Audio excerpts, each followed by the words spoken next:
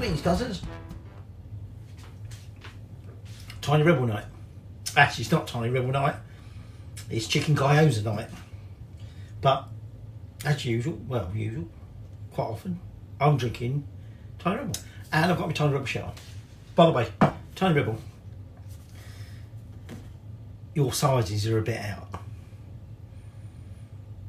It doesn't help that you don't actually really describe properly what the sizes are, as in, you know, what your version of a large is and extra larges and so on. But they're a bit on the small side. Anyway, it's alright. First outing for my Marshmallow Man t-shirt. And not quite my first outing for this beer. This is a caramelised pineapple spiced IPA, 5%. It was their 11th birthday, so it was one of their 11th birthday beers. And I hadn't tried their birthday box, so I tried some. I bought 4 of them because I sounded like I'd like them. That's not bad. I bought that really for the wife, but I've drunk them all. Well, I've got one left. Very nice. Not overly citrusy like some of their citrusy beers. My favourite was my cream stout. The other two were like stouts, and they were their sort of extra strong ones and full of, well, a little bit too much really. I've had to find one that I've diluted down, but anyway. And I do mean with water. So anyway, tonight we're going Japanese, Tiny Rebel style. We're making chicken gyoza. So gyoza are Japanese dumplings, traditionally filled with meat, which could be chicken, could be pork, could be fish, could be shrimp, and sort of some vegetables. I mean, you can just have vegetables if you want. If you're a bit weird like that. Oops, I didn't say that out loud. I know some people are vegans. But anyway, we're having chicken ones. And for that, we need to prepare the filling. Now, you're going to need some gyoza wrappers or skins, which you can shop by, or you can make them. And you can watch my video on how to make them if you like. We will be using homemade gyoza wrappers, thank you very much. So the first thing I've got here is, ideally I wanted 30 grams, but Tesco's sell them in packs of 20, and I've got my Chinese chopper. Luckily I haven't had as many beers yet, because otherwise I could end up chopping my bloody fingers off. But what I'm saying was, ideally you want 30 grams of chives. Chinese chives, if you can get them. I'm not really sure what the difference is. Presumably the flavour's a bit different. But these are ordinary chives, they come in a pack of 20 grams. So I've got 20 grams worth of chives there, and I'm just going to chop them up finely, and then I'm going to chuck them in a bigger bowl for mixing. So gyoza, like I say, are these dumplings, but they actually originated from China. These are a version of Chinese dumplings. You might argue, is there any bloody difference other than they're calling them Japanese ones rather than Chinese? But there is. And I'm going to tell you about all the differences amongst all the dumplings. Next thing is, I've got 4 spring onions, which, for one oddly weird reason I don't know what, Americans call green onions because they've got green tops on them, I presume. But I've trimmed them, and now all we're going to do is finely slice these, including some of the green bits up top. Chop the very top green bits off because they go a bit sort of, I wouldn't say manky, but you know. But we want to add a little bit more colour to it, even though we've got all them green chives there. So Chinese dumplings have been around a long time. I think the proper term for the Chinese one is jiao qi or something like that. It's spelled with a J. I don't know. But they were the origin of the Gyoza. Or, well, actually, they were the origin of a lot of different countries' dumplings. But these jiao qi, or whatever they are, Chinese dumplings, are eaten, basically, they can be eaten any time of the day. You can have them breakfast, you can have them lunch, you can have them dinner, you have them any time of the year. Although they are traditionally always served at Chinese New Year, and they almost always will be served with some sort of dipping sauce, unless you're having soup dumplings, in which case obviously they go in the soup. So where did they come from? Well, funny you should ask that, even though you didn't ask that, but I'm saying you asked that. Actually, we've been out today, caught the sun a bit, I think. Bit unusual, I know, especially this time of year in England. Probably by the time you see this, it will be summer. But went out for a bit of a walk with the old camera, saw a few things, and caught the sun a bit. Anyway, these original dumplings, right, while that's doing that, Chinese cabbage, that's not Chinese cabbage. I said to the wife, get some Chinese cabbage. Can't find any, she said, so I've bought what I thought was close to it. That's the inner bit of a sweet, something white cabbage, I don't know. I've got about 200 grams there of that. And again, what we want to do with this is we want to finely chop it. So I'm just going to sort of slice it like this, and then we're going to chop it up a bit finer, and we chuck that in the bowl. And apart from a bit of garlic, that's the veg element. So anyway, I was saying about who invented these. There's a bit of a core in that, so I'm going to slice that like that. This was a guy, now, Chongling, I think his name was, and he was a great Chinese herbal practitioner, and he came across a group of people coming up towards the end of the Chinese year in the very cold regions of China, and they were all suffering from frostbitten ears. Don't ask, I'm just saying, that's the story. This was in about AD 25-ish, or it could be AD 220. Any time in between them, basically. This guy is meant to have said, well, hang on, I'll get some nice warming spices. I'll get some stewed lamb and some sort of bits of veg, as it were. And what we're going to do is I'm going to make them into little dumplings.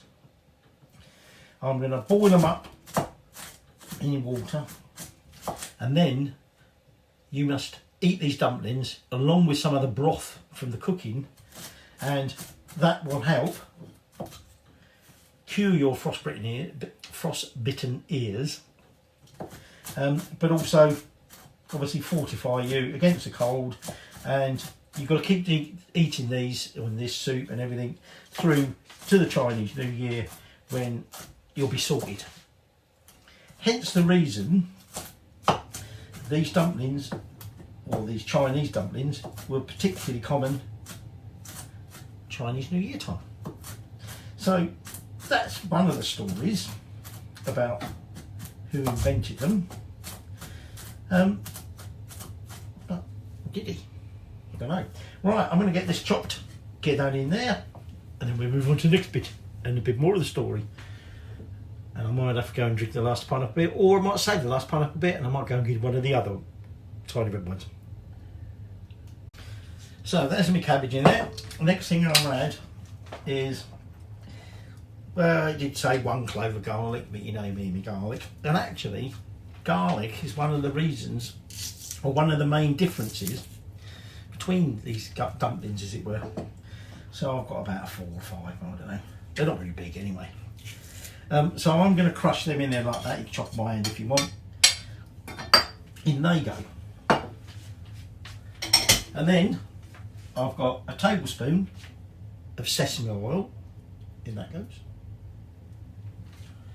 And then I've got a tablespoon of sake, which I've got some over there ready to try later when we come to eat the bloody things. And then I've got a tablespoon of soy sauce. In that goes. So that's our liquid bit, if you like. So my final bit is our chicken. Now, our chicken, we want about 200 grams. This was ending up with a pack of about 280 grams. But I think they're fillets, and I thought myself, probably have to trim these a bit. I don't think there's much to trim off, so it might be a bit chicken heavy. But who cares? I'm also thinking, I don't know if I've got enough wrappers. Never mind, make them in burgers and fry them. I was saying to you about this guy who perhaps invented them. Some people say they might have come from Western Asia, and archaeologists have discovered bowls of these dumplings, these Chinese dumplings, in Tang Dynasty tombs, and in 7th and 8th century sort of tombs and that, dumplings have been, remains of dumplings have been found. So, where have they come from? Who knows? But anyway, so still a bit more tangy, mind you. Don't run away. And I still haven't actually got my beer yet. But what we're going to do now with the chicken is similar to what we've done with everything else. We're going to chop it up. Now you could put it in a processor and you can blitz it. Or you can do like I'm going to do, you can do it all bloody long-handed. Oh, pardon me, that's the beer talking. It's a bit gassy, that tiny dribble. You can mince it using your chopper. Okay, but either way, we just want to chop this up nice and fine. So I'm going to do this a little bit at a time, get some of these fillets chopped, and then I'm going to chop them some more. And there you go, chucked in the bowl with all the veg. So, why were they called Jiao Chai or Chi or whatever it is? I said. Well, various sort of stories about that. One is, because of the shape of the dumplings, they resemble, resemble horn. They're horn shaped. And one of the Chinese words for horn is jiao or chow or whatever it is. I don't know how to pronounce Chinese. I'm very sorry. I don't know how to pronounce it. And so that could be a reason they got a name. Another is because silver and gold ingots were in a similar shape to these dumplings, and because of that they were named after them, which had a similar name.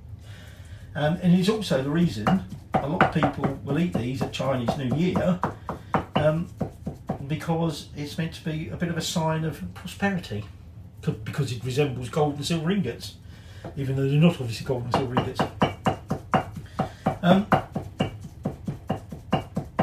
So that's just some more names, or reasons behind the names. There's more. But what I'm going to do is I'm just going to carry on chopping up these fillets, chucking them in the bowl. Oh, and I'm definitely going to have another beer. Next beer, don't look a lot different, it's a little bit darker. Now this is another 11th birthday beer. Of the four I bought, this is my third favourite. This is a cookie dough biscuit mix millionaire shortbread. This is 8%. But it is a bit,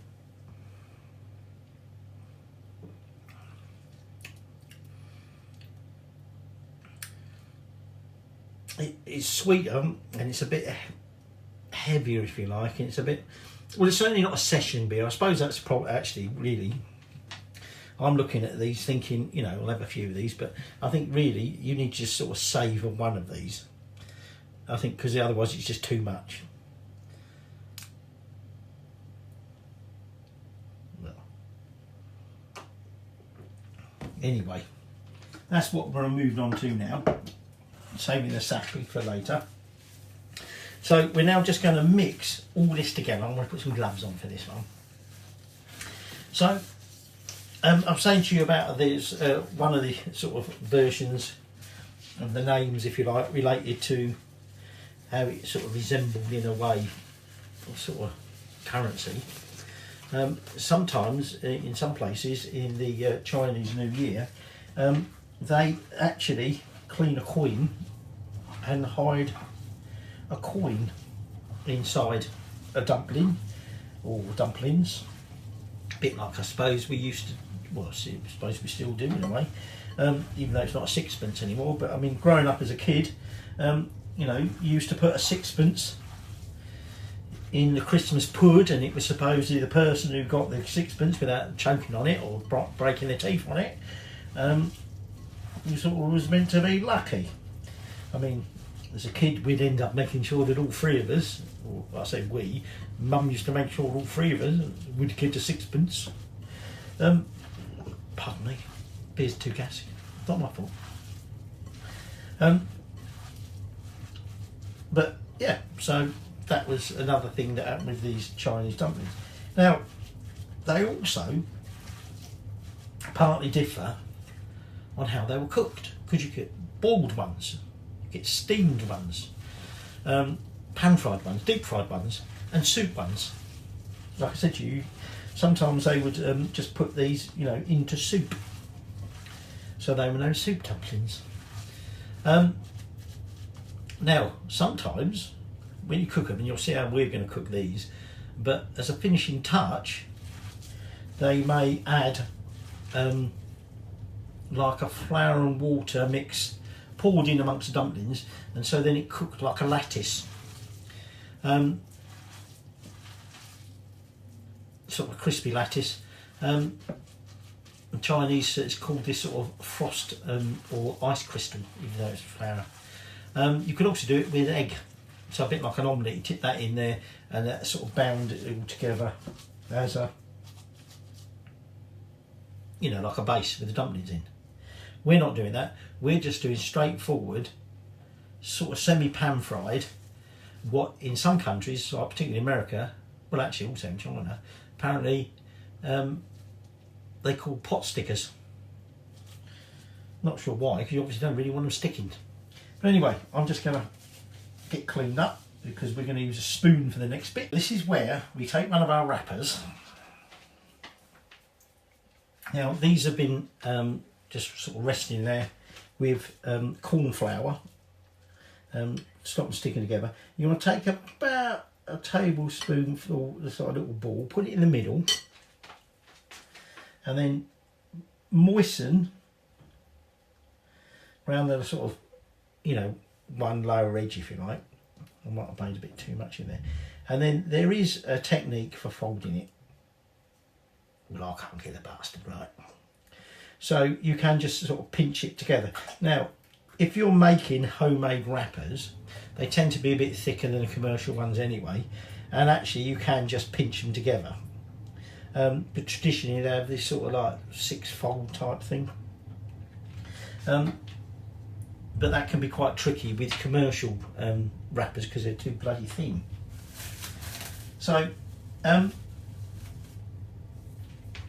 you know, this folding is a traditional sort of type of fold. Okay, I've probably got a bit too much there. So like I say, we put a little dollop in the middle, we moisten around 1/2,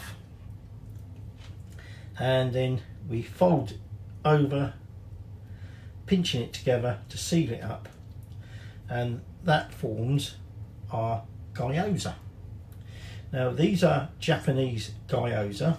I'm just sort of doing a bit of a roll and pinch, as if you like, just to make sure they're sealed. These are Japanese gyoza, and I've already told you they can be a variety of fillings, but different areas of like China and other parts of Asia call them slightly different things. So for instance, and I think I've made some before, sort of, in Nepal you get momos, which are a version of these sort of dumplings. in parts of China, northern China and that. Oh, I tried to be clever then, do a fold. Oh. There are versions that are done where they're essentially made a bit like a roll, and the ends are open and they're cooked like that. They're often sold as street food, but like I say, these dumplings can be served at any time of the day for any reason. So what are gyozas then? Well, gyozas are the Japanese version of these Chinese dumplings that it was believed that Japanese soldiers returning sort of from the war in Chinese sort of held regions, they sort of pinched the recipes for these dumplings and brought them back to China and sort of essentially made their own versions of it, the gyoza. And their most popular method for cooking it was this pan-fried method that we're going to use. So for that, you're going to need a pan to put it in, but it needs a lid, and you're going to need a little bit of oil, and you're also going to need some water, because we're going to pre-fry the bottoms, and then we're going to essentially sort of steam them, if you like. So I'm going to get all these wrappers filled. I'm washing my hands because I need another beer, because I burnt this. And then we'll get to the cooking stage. Now, like I said, you can have them with whatever you like. We're going to be serving them with a typical Japanese dipping sauce, ponzu. Add to a pan over about a medium-ish to high heat. I'm going to add about a tablespoon of oil. Okay, and I might have to cook these in 2 batches. And what we're going to do first off is we're just going to heat that oil up, and we're going to give them golden brown bottoms. So we're going to cook them in that oil.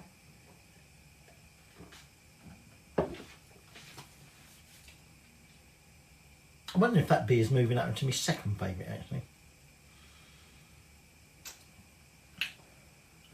My fourth is still definitely going to be my fourth. I have to like mix that with something else. Anyway, what we do is we place these in the oil and we cook them to the bottom, start going brown. At which point we're going to tip in about 1/4 cup of water and then put the lid on. Now, unfortunately, this pan doesn't have a clear lid, so I'll have to sort of keep my eye on it. The pan that has a clear lid has got like, you know, it's like a griddle bottom, which isn't really suitable for cooking these. But the idea is we cook them in there until the water's all gone, and then they're ready to eat sort of straight away. So that looks like it's come at temperature, so I'm just going to pop as many as I can into here. I might get most of them in here, to be honest. And like I say, what we're going to do is we're just going to cook them until the bottoms have gone brown. No, I'm not going to get them all in here. They are something that you'll want to cook and eat straight away, as it were. So in they go, and like I say, what we're going to do is, I might use me wok turner. We're going to cook the bottom to the brown, and then we're essentially sort of in a way going to steam the rest of it. Now, sometimes people call these wontons. They're not wontons. Wontons tend to be a much thinner skin or wrapping, and I mean, I know these aren't properly shaped because I had a bit of problem with the folding, but also they're folded slightly differently and everything else. These are gyoza. So, like I say, we just cook these until the brown bottom. So how many have I got here? 1, 2, 3, 4, 5, 6, 7, 8, 9, 10, 11. 1, 2, 3, 4, 5, 6, 7, 8. I managed to, one of the couple of wrappers tried to be a bit temperamental, sorted the bastards out. Right, I better get some plates ready. Better make sure the wife's ready. Right, so the bottoms are brown. So what we do now is I take my quarter cup of water, chuck it in there, put the lid on, and now, as you can hear, boiling, we wait until the water's basically boiled away or whatever. And quite how we know when that's happened, I don't bloody know because I can't see what we're doing. And then we serve them. So I've got my little dish of ponzu dipping sauce. Again, if you want to know how to make ponzu dipping sauce, because of course you will want to, you won't want to be buying it. You don't want to be a heathen and just use soy sauce either. Actually, some people would add a little bit of chili oil to the ponzu. We're not. Oh, I just remembered I pulled myself a sake. Shame not to drink it while I'm waiting for them.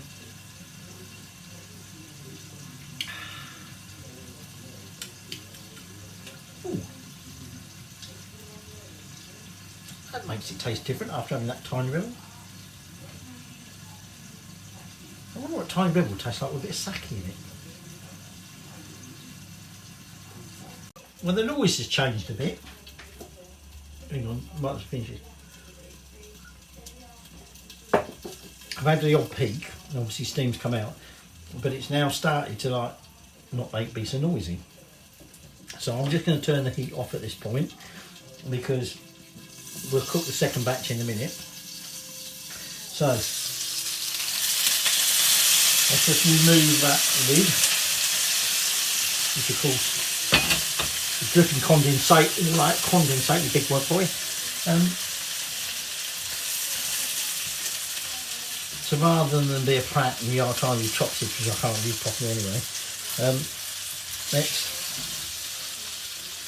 pick one up, and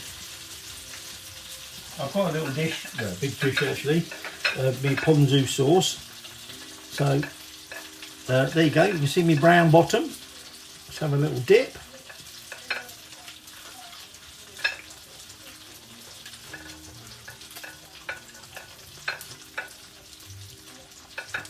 It's hot inside. It certainly looks like it's cooked. Tastes like it's cooked. The bottom a bit crunchy. Probably perhaps because it's gone a little bit too far. The ponzu sauce adds a little bit of a citrusy tang to it. But got a little bit of crunch from the vegetables.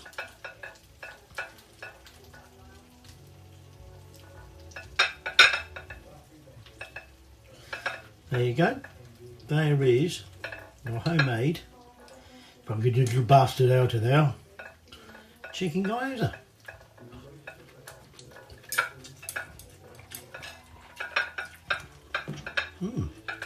So, better divide these up between me and the wife and cook next one.